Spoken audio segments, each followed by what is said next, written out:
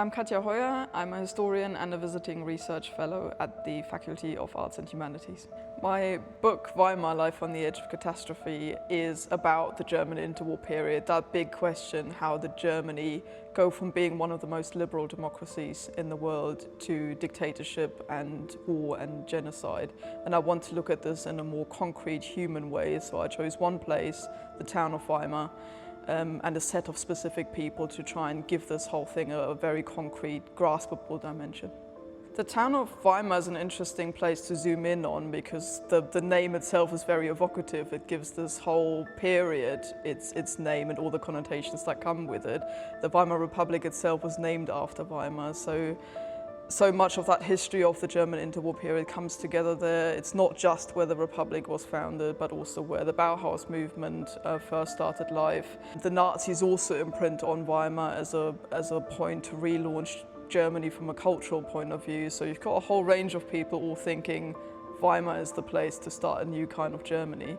So for me to look at this one place, its people, its ambitions, and also where those ambitions took a very wrong turn, gave this entire idea of looking at the interwar period a kind of fresh angle and a more human angle.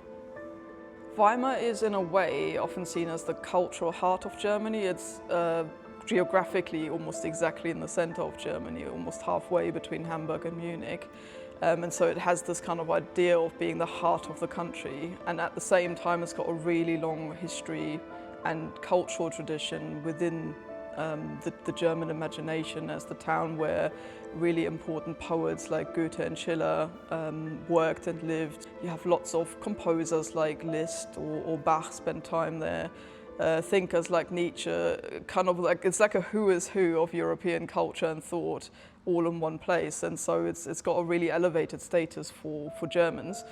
And perhaps that's why it's unsurprising that people went there in the immediate aftermath of the First World War to try and relaunch a more sort of civilized, cultured, less military version of Germany.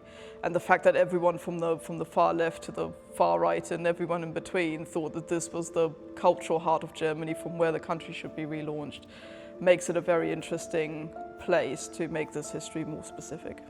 Because the town of Weimar is so important to German culture overall, the Nazis also elevated it to one of their most important points on the German landscape. So when Hitler took over in 1933, not just the local Nazis in Weimar, but overall the Nazi leadership thought that Weimar should be changed physically. And so it's the only place where there's a regional Gau forum. Gau were the regional sort of districts of the Nazi map of Germany, and each of those was supposed to have a Gau capital. In the case of Weimar, it was one of those capitals.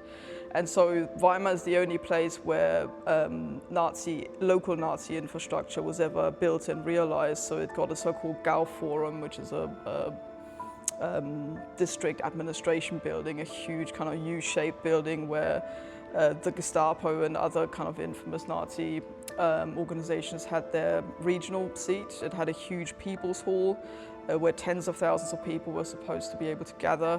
And so really to this day, because all of this is still there, the town was changed forever really by Nazi ideology in a way that few other places were. In a way it seems counterintuitive to write about a field of history, Nazi history in this case, in the Weimar Republic, which so many other people have already written about, and you might feel that everything has been said about it, but I think most research takes a bird's eye kind of view of this history. We talk about how the politics of the era changed, the big events that happened, the big kind of societal and cultural changes.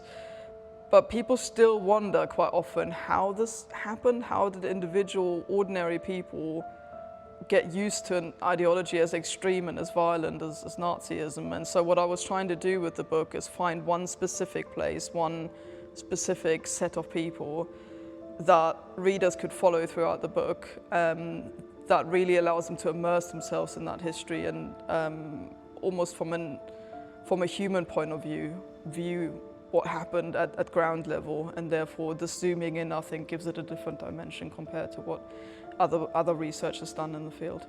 The source material for this book was incredibly challenging because there was far more than I'd anticipated. So walking into the town archive in Weimar and asking the archivist about some ideas as to, the types of people I could research, he came in with box after box and just dumped these sort of remnants of people's lives, diaries, birth certificates, business documents, things like that on the desk. And I was suddenly sitting there surrounded by the remnants of people's lives, wondering what to do with them. And that gave my entire research, I think, a huge dimension, but also a really specific human dimension, because ultimately it makes you realize that you're dealing with the lives of real people that lived there at the time, not with types or with groups, but with actual specific human beings. The main person that I focus on in the book is a bookbinder called Katja Hoyer, who came to Weimar in 1914, just before the First World War broke out, and set up his own stationery shop in Weimar. And in a way, I guess he represents the sort of lower middle class, ordinary everyday German with everyday ambitions, really. He just wants to set up his own business, provide for his family, set up a family in the first place and have an ordinary life, really. And then history happens. So you've got the First World War, you've got the Weimar Republic with all its ambitions, all happening in front of his doorstep, and then the rise of Nazism and eventually the onset of the Second World War as well. And so he provides an interesting human lens because all of this happens around him, and he kept a really intricate diary of that time as well, through which to kind of view this history from the point of view of an ordinary person who isn't a historian or a politician or an artist or somebody kind of significant, if you will. So he's the main character in the book, through which I kind of view this history. I try to, when looking at the types of people to include in the book, I try to find a range of people. I make it very clear that these people are not types, they're not representing anything other than themselves. But you do still get a huge variety, men, women, different ages, workers, as well as, for instance, Nietzsche's sister, Elizabeth, who's trying to create an archive of Nietzsche's work and then finds herself in the middle of the political storms that are happening at the time and trying to utilize them.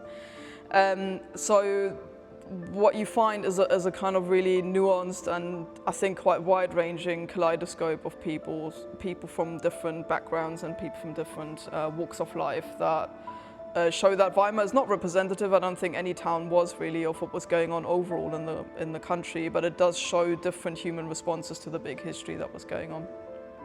Today, the town of Weimar is still visited by many tourists for the exact same reasons that it was in the 1920s and even in the 19th century. People come for Goethe, for Schiller, for the culture, for the sort of older history, as it were. But they have to, in order to get to this oldie worldy town centre from the train station, they have to walk past the Nazi buildings that are still there. They also walk past a great big Bauhaus museum, and that modern 20th century history is very present in the city of Weimar, even if people who come there don't come for it, but you can't really get around that either. And I think that makes for quite an interesting picture of how this kind of more modern and also more violent history is added to this cultural old history that Weimar is still famous for today. I think in understanding what happened to Weimar as a town during that time, it allows us to get a little bit of a glimpse and perhaps a more concrete hold of this big history that happened to Germany overall. Weimar is really the eye of the storm of this whole thing. It seems still quiet and middle class and very sort of conservative in lots of ways, and so it's not the place where all the street battles and the violence of the time kind of first happen. But it is a place where the cultural history, the political history, the kind of really deep social changes all take place. And so understanding Weimar really, I think, helps us get a very concrete human grasp of the time that otherwise can seem very abstract and very far away from our own world.